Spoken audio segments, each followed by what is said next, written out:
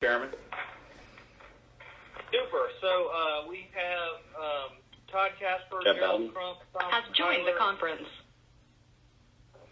Steve Lerner, Kendall Miller, John Moose, Kurt Webb, and Jonathan Zadek in attendance. Could I ask the Uptown staff to identify themselves, please? Andrew Jarrett. Stephen Wood. Betsy Kirkgard. Shannon Daniel. Mike Williams. Carol McCain. Natalie Thorne. Kalia Garvin. John Breeding. Amy Escalante. Delia Misla. Okay. Bob Ethington. Robert. Oh, okay. Thank you. And then could I ask anybody else or members of the public to identify themselves, please? This is Lauren Morales with RBC.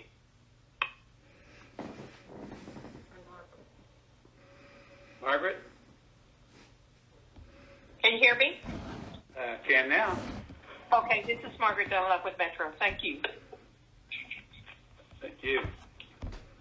Okay, have all spoken if they're involved in this conference call?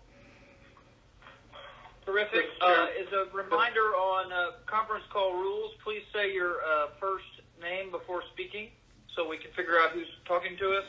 And when you're not speaking, please do us the courtesy of putting your phone on mute so we don't hear unnecessary background noise. A participant has joined the conference. Mr. Chairman, this is John Breeding. I just want to make sure that there was a little bit talking over in terms of staff. Bob Ethington and Robert Tavi are also on the line. Okay, and then someone has just joined the conference that needs to identify themselves? Sorry, this is Jessica Hollebeck. I just was having my own operator error trying to dial in. Sorry, I'm late. Welcome. Thanks for being with us. So our next item of business is to declare an emergency due to the COVID-19 virus epidemic. That is on page 1. And Stephen, how do we do that? Do you need a motion? You need a motion to approve the resolution, and I'd just like to say that this resolution is based on the guidelines established by the governor's office back on March 16, 2020. This is the first meeting we've had since then. And the key points here are that members of the public are entitled to participate on this call. The number has been posted along with the meeting notice.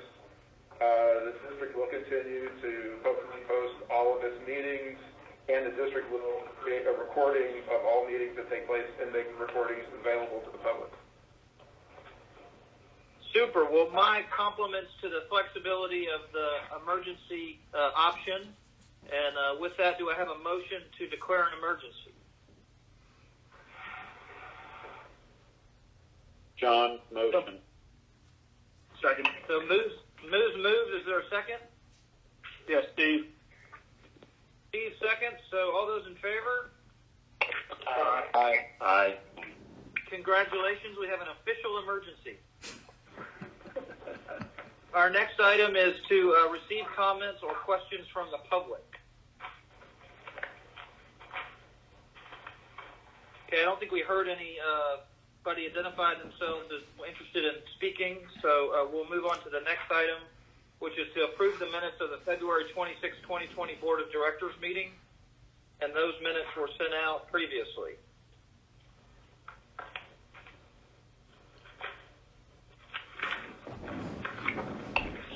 This is Kurt. I'll give the motion to approve the minutes.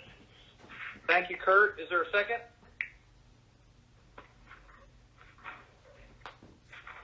Gerald, second. Thank you, Gerald. So we have all those in favor of approving the minutes. Aye. Aye. Okay, motion carries. And that moves us on to review and consider Title VI compliance plan found on page 6. Steve, can you take us through that? Stephen Wood here. This is an update of the Title VI compliance plan that this board approved back in 2017. And it's required because we're a recipient of federal funds that we're spending on post-oak project at the transit center and have spent on other things. The primary thing that this policy does is it establishes a framework for people to file complaints with the district if they believe that they've been the subject of discrimination or the victim of discrimination. And it actually puts me in charge of receiving and administering the resolution of those complaints. The policy has changed very little since it was adopted back in 2017. I think the most important change is the notation that there have been no complaints or lawsuits filed against us based on racial or other discrimination since we started carrying a Title VI policy back in 2017. Otherwise, it has changed very little. There's a lot of information in here about people that don't have English language proficiency. The only language that we are actually required to deal with other people in is Spanish, and that is fairly limited because we're not actually providing transit service. Metro will be the ones that have to provide Has joined the conference. Spanish language signage and things like that. If we do conduct any further public hearings, we'll have to publish those in Spanish. And these policies are translated into Spanish, and the complaint form is in Spanish. So, Mr. Chairman, if we could get a move to approve the resolution on page 6, we could meet our requirements here for Title VI. Okay, is there any discussion about Title VI before we ask for a motion? If not, can I have a motion to approve the Title VI compliance plan?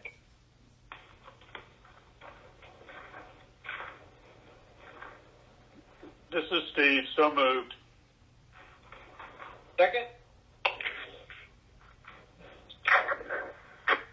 Kurt, second. Thank you, Kurt. All those in favor? Aye. Okay, motion carries, and that moves us on to our next item. Consider authorizing the 2019-20 audit, found on page 31. Shannon? Okay, thank you. We'd like to request authorization to enter into an engagement letter or letter agreement with Whitley Penn to conduct our FY19-20 audit for the district. Each year we do our annual audit and submit it to TECQ and other agencies as they're interested. We usually start August, September time frame. Whitley Penn has been our auditor for the last several years. The fee that has been noted in the engagement letter is $22,000, which is up $1,000 from last year's audit. It is my intention to go out for an RFP for this service in the new fiscal year. However, I did talk with some of my counterparts from other districts, and I'm comfortable that we are not paying ridiculous prices, even though we have not yet gone out for an RFP. I talked with Downtown District, and their audit cost in 2018 was $29,000. In 2019, they switched auditors, and it was $22,500. And that does not include a single audit requirement because they do not have federal funds. I will note that the $22,000 includes $4,000 for the single audit, which is a requirement since we are the recipient of federal funds. Are there questions or concerns? Mr. Chairman, we would like to have a authorization to enter into an agreement with Whitley Penn for our audit for this year, 2019. Do we have such a motion? Todd, so moved. Thank you, Todd. Is there a second? This is Tom, I second. Thank you, Gerald. We have a second. All those in favor? Aye. Okay, motion carries. That takes us on to item 9, adopt a resolution adopting an operation and debt service budget for 2020 and 2021 fiscal year. authorizing budget expenditures, and authorizing the president to disperse district funds. John, you want to take us through the budget? Thank you very much, Mr. Chairman. I want to give everybody just a little hint of the structure. Trying to approve a budget in some detail over the telephone is I think, going to be a bit of a challenge. And so I'm going to work very hard to try to minimize confusion. And what I'm going to do is that we're going to go over a review of the 2019-2020 fiscal year budget that we're just completing, both the financial part of that as well as goal achievement. And then I'll go over the proposed budget for 2020-21. And I want you to know that within your document, we basically have almost 3 levels of detail. We have a summary that presents the facts. The second thing, we'd have a little bit more detailed information, and I can speak to you about what pages those are on. And finally, there is even line item detail that we could go into. So I will try to answer any question you might have. Shannon and I are available, but I'm going to try to go through this. The first thing I'm going to talk about, beginning on page, I believe, 32, is a review of this year's, current year's 2019-2020 budget. In terms of our achievements, beginning on page 33, we had a very successful year with completion of the West Loop dedicated bus lanes by TxDOT. And number 2, the completion of Post Oak Boulevard project, as well as the completion of the West Park Lower Uptown Transit Center as named by Metro. In terms of park improvements, our staff has been deeply involved in completing the Memorial Park land bridge design. We have also managed the award of a $54 million contract to Tellefson. We have since been working with the design group to receive literally in excess of 99% of the bids, other than there's a few $100,000 remaining to be finalized. And we will be bringing that to the TERS board at a special board meeting in July 8th, where we asked to enter into a guaranteed max price contract with Tellefson. So good success, and as you saw on pages 34 and 35 and 36, you'll see the photographs we had of the projects, completed projects. Land Bridge, as well as the Eastern Glades project in Memorial Park, are progressing very well. And then this was a very important year of bringing back our Uptown Holiday project, which not only brought back the crowds, but also our new obelisk or Christmas trees and the lighting of Post Oak Boulevard. So it was a very good and productive year. If I could ask you to turn to page 41. 41 is a summary of our assessment of this year. It has been a very interesting year. We have seen adjustments in previous years' ad valorem value for the area, which we were required to spend this year's tax revenues to pay that back. Overall, though, net tax revenue was down about $100,000 from what we had budgeted. Our expenditures have exceeded budget by about 7.5%, or a total of $536,000. 60% of that overage was in traffic and public safety.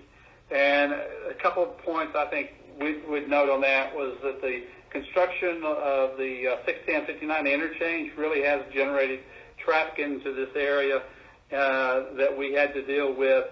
Then we also had public safety issues during COVID. We've done much more of our officers actually just patrolling the area. We had some increase, not a significant amount in terms of the individual budget line items for increased maintenance, and public information really increased with the construction of Post Oak Boulevard and trying to teach people how to cross at the crosswalks, not just anywhere they wanted to. We had a beginning year cash balance of $6.7 million. We are ending the year with a projected ending year cash balance of $6.1 million. If I could ask you to turn to page 42, just looking at our capital budget and what we spent funds on, we began with $8.4 million of fund balance, and we had about $3.3 million of expenditures, primarily finished paying off our pedestrian pylon lights, our median lights, landscaping Post Oak Boulevard after the Post Oak Boulevard reconstruction effort, and paying off of the holiday trees. We had an ending fund balance of $5.7 million, $5.1 million. Again, you can find a little bit more detail on that on page 62 if you wanted to. Mr. Chairman and members of the board, that's the end of my review of the current year budget. If there are questions about that, I'd be glad to respond at this time. If no questions, then I will proceed to our proposed. I have to check in because the last time we did this, we had a storm and the phone went off, and I spoke for about 10 minutes. No one was listening. John, you're still on. Mr. Chair, thank you very much. That's encouraging. All right. So we are now looking at the proposed budget for FY 2021. We began a parallel process, and I'd ask you to turn to page 43.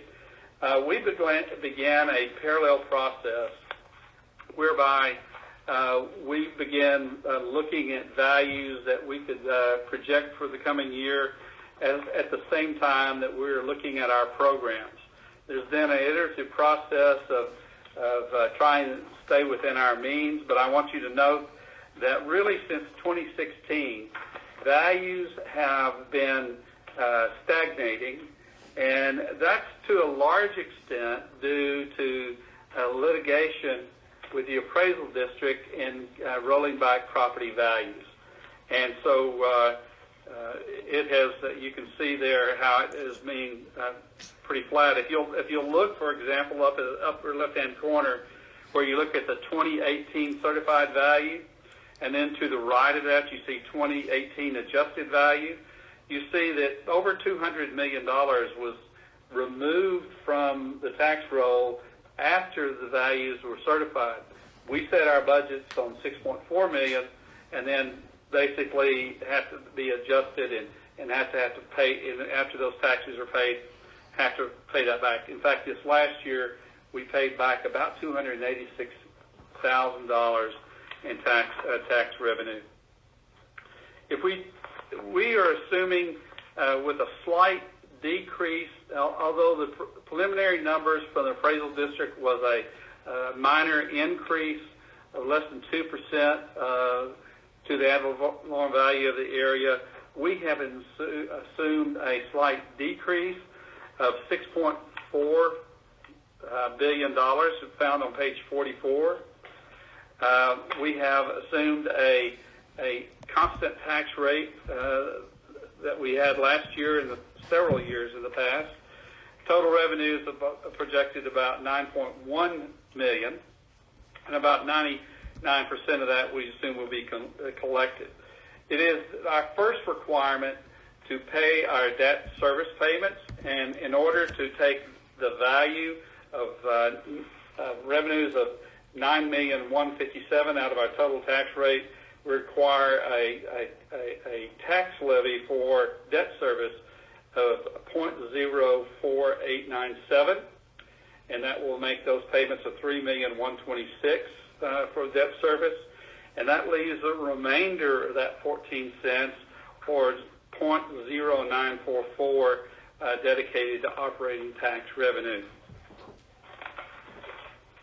So that's sort of the part of the dual parallel process of looking at what our values would be.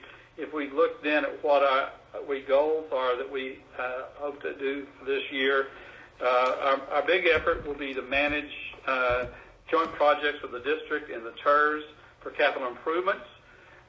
We hope to enter into a developer agreement to actually rebuild portions of Richmond Avenue and work with the City of Houston for stormwater management improvements on the north end of the area. And then we want to complete Post Oak Lane. It is our intent this year, and the budget would allow us to finalize our design and then to fabricate and install our new gateway sign rings. And hopefully when we can get the board meeting together again, we'll do a presentation on what those look like and get your concurrence to move forward. So we'll do that, and then we also have to provide our staff support in managing the construction of the land bridge in Memorial Park. Turning to page 46, more administrative goals for this coming year is that Shannon's efforts to go out with an RFP to secure banking services, to review our financial advisor situation, as well as our audit. I think that COVID and other things are really bringing in the necessity to totally reassess and perhaps reimagine our Uptown lighting event, and even look for opportunities to work with retail centers and others up and down the boulevard to cooperatively do smaller events that may be just as important to the overall area. But that's one of the big objectives for Delia and her staff this coming year. We'll continue to support through education and other activities Metro's rollout of the Metro Rapid service of their Silver Line along Post Oak Boulevard. We'll continue to support public relations activities in Memorial Park. And then that as we assess values and as we look at staffing requirements, et cetera, to consider a possible bond issue for the district undertake some needed capital improvements. Finally, we have just completed an enormously significant project of the transit-related improvements, reconstruction of Post Oak Boulevard and the Transit Center, and we're working closely to support the work through our staff of the Land Bridge of Memorial Park. It is a point in time we think that we need to undertake a fairly significant strategic planning process with the board of directors to better to understand the future of the organization, what our programs should be, and what the structure and the number of support that we'll need. So those are our primary goals along with that revenue. If you would turn to page 47, a summary of our operating budget. We are budgeting basically lower ad valorem values, not significantly lower for 2020. I mean, it raises into the question, what about 2021? I think we'll see probably some of the bigger hits there, but for 2020, probably will be, certainly the agencies think it's going to be what it was 1/1/20. But we also assume there's going to be continued impact to litigation settlements, and we've budgeted some funds for repaying that. No tax increase, and we are actually reducing our operating budget by 7%, or $520,000 from our actual funds expended in fiscal year 2020. Of that $500,000, about 60% of those funds, or a little over $300,000, is being reduced out of our traffic and public safety funds. We think with the elimination or completion of construction on Post Oak Boulevard, that some of that activity can be reduced. We are also, about the other 40% of that reduction is coming out of administration. And as of this time, we are assessing the total number of staff meetings at the organization, the staff members, the organization needs, and we have not put funds in here for any salary increases or any merit rewards for staff. As budgeted, we are presenting a balanced budget. One thing I might add is that although we're reducing expenditures in traffic and administration, we're actually increasing our spending in our maintenance program. We turn next to page 48. And please, if anybody has a question as I go along, I'll be glad to respond. This is more detail of the proposed operating budget for this coming year. You can see the individual categories under expenditures, where we're actually increasing our maintenance budget, which is by far and away our most significant program, by $158,000 over what we spent last year, which was a bit over what we actually budgeted. Our traffic and public safety is down about $300,000, and then we have some reductions in both marketing and planning and design, but we also have a $223,000 reduction for a total $520,000 reduction in terms of expenditures from last year's. There is further detail, if anybody cares, on pages 72 and through 74 of the operating budget, and then there is a further detail by line item on pages 77 through 80. Turning to page 49, we have a beginning cash balance where we think we're ending this year at $1.8 million, and because due to a balanced budget, we think we'll have an ending cash balance. That is near a year of operation revenue that we could survive on if something drastic happened.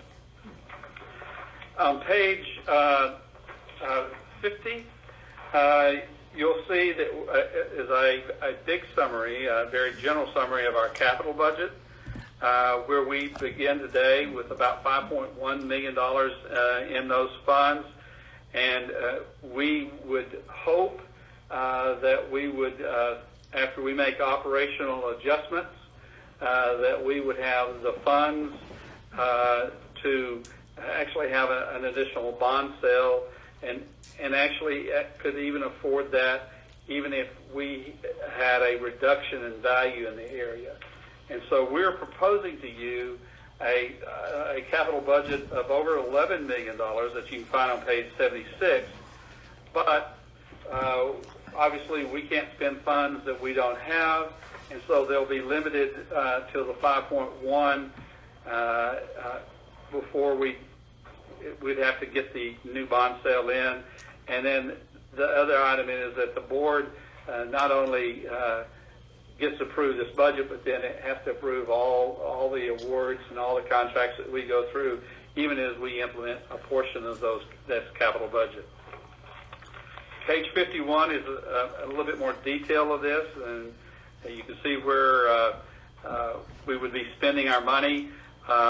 It is estimated that the replacement to the sign rings will be cost about $2.5 million, and that we have Post Oak Lane, which is an agreement that we're working with property owners and with the TERS on, about $1.285 million. About 3.8 of the total 5.1 are in those two projects, and then some refurbishment and some work along the West Loop and lighting for the stations and some other repairs in the area would be our first drawdown on those funds. And then you begin to look over on the right-hand side, and you see some other projects that we would bring before the board to consider at that time. Finally, turning over to page 52 is our debt service, and this is pretty straightforward. It's funds in, funds out, and we would start with $2.7 million, bring our tax revenues in for debt service payments, and make those expenditures, and end up with a $2.755 million ending cash balance in our debt service payments. On page 53 of our budget book is a sheet we think sort of provides an overview of the operating capital and debt service budget, as well as anything else that we could do. It begins up at the top with our beginning cash balances. It then looks at revenues that we would have during the year. Look at expenditures would be basically the numbers that should tag back to the budgets we just presented to you. The 7.2 for operations, 11.1 for capital, and debt service of just about 3.1.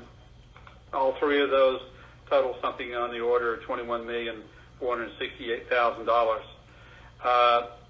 We would then have, we go through here and look at our projected ending cash balances. You can see there the 6.1 for operation.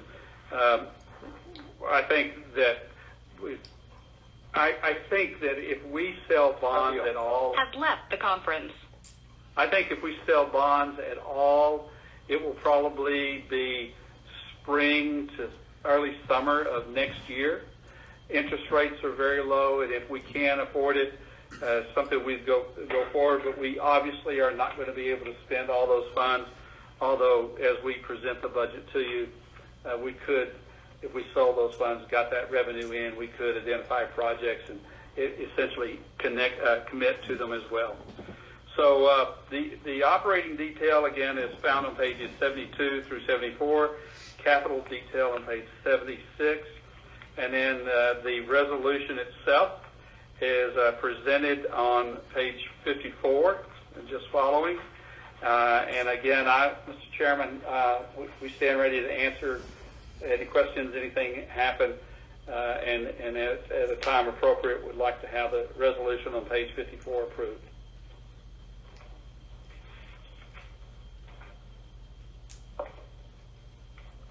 Hello? Mr. Chairman. Thank you. I'm asleep or what? Okay. Question? Sorry, I was very eloquent with my mute button on. Thank you. Is there any discussion or question? If not, do we have a motion to approve the resolution adopting an operating capital and debt service budget for 2021?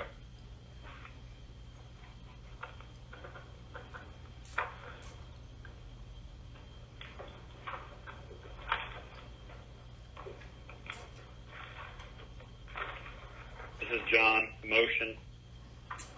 Okay, do we have a second? Thank you, Mr. Moose.